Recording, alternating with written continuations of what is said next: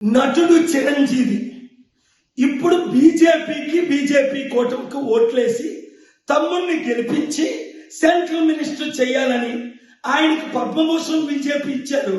Condition ఏంటి? BJP కూటమికి తిరిగి ఓట్లు వేయించడానికి. బీజేపీ స్పెషల్ స్టేటస్ ఇచ్చిందా? స్పెషల్ ప్యాకేజ్ ఇచ్చారా? స్మార్ట్ సిటీలు కట్టారా? పోలవరం కట్టారా? రైల్వే జోన్ ఇచ్చారా? 10లో 15 లక్షలు ఇచ్చారా? నిరుద్యోగులకు ఉద్యోగాలు ఇచ్చారా? 100లో 1 చేశారా?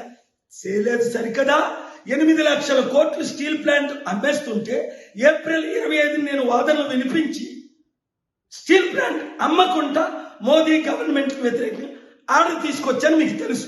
అందుకనే విశాఖపట్నం ప్రజలందరూ అరే ఇలాంటి సత్తా ఉన్న మన నాయకుడు, బడుగు బహుజనుల నాయకుడు కేఏ పాల్ ఎంపీగా గెలిపిద్దాం, కొండ గుర్తుకే ఓటేద్దాం అని నిర్ణయం తీసుకున్నాను.